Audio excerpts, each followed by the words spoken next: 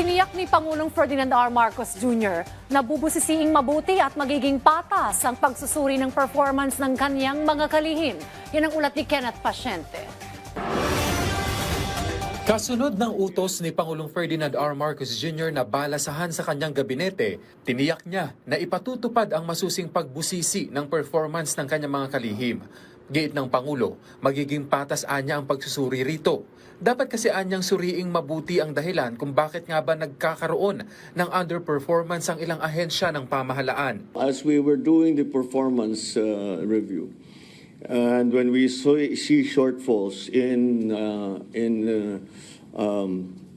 performance, I don't leave it at that.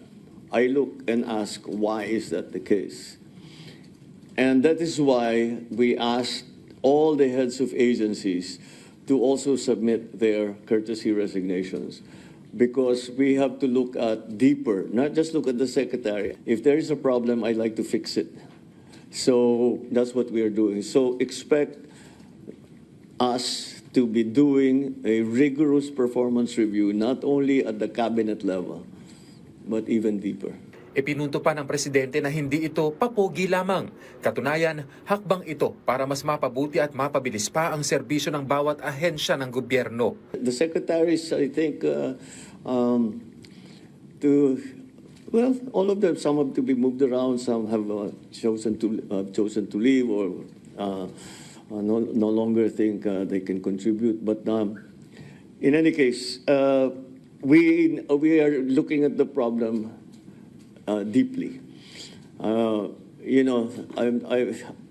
Siguro by now, I don't do things pang optics. Sagot naman ng Pangulo sa panawagan ng mga kritiko na siya umano ang dapat bumaba sa pwesto. Ba't ko gagawin yun? At wala sa ugali ko yung tinatakbuhan ng problema. So, what good will that do? Ipinunto naman ng Pangulo na hindi sapat ang isang survey lang para patunayan ang kredibilidad ng isang public official. Madami ibang survey, just don't base it on one. Ipinagkibit balikat na lang ng Pangulo ang survey at binigyang diin ang kahalagahan ng pagsusuri ng pinanggagalingang datos.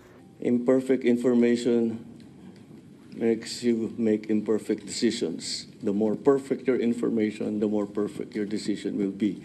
That is one source of information, and you have to understand where it's actually coming from. Bagaman bukas ang Pangulo sa pakikipag-ayos sa kampo ng mga Duterte, binigyang diin niya na hindi dapat ito nakabase sa mga kondisyon. Giit ng Pangulo, idaan ito sa masinsinang usapan. If you're sincere, you want to reconcile, let's sit in front of you. Ano ba talaga problema? Paano nangyari ito? Tanggalin natin ang problema. Pero isasabihin mo, hindi ako makikipag-usap hanggang ibigay mo sa akin ito. Wala pupuntahan na. Yeah, and that condition tapos na. That's not reconciliation. Yes. Bring That's not even a negotiation. That's demanding. Pero hanggang saan nga ba ang handang gawin ng Pangulo para tuldukan ang issue sa pagitan ng dalawang kampo? I don't know. What will come up? What's needed? Kaya ko bang gawin? Hindi ko kayang gawin. Hindi naman ganun. You cannot prejudge at I'm going to talk to them only this much. Hindi. Kailangan sinasabi ko nga, bukas ka eh. Kahit anong sabihin mo, pakikinggan ko.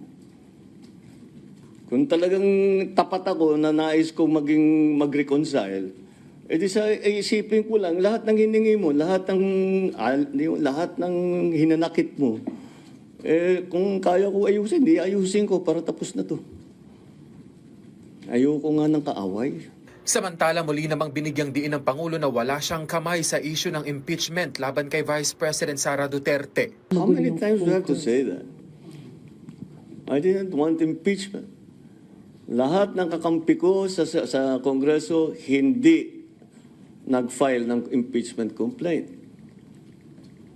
Yung mga nag-file ng impeachment complaint, hindi mo masasabing kaya kong utusan o pagsabihan na ito yung gagawin mo.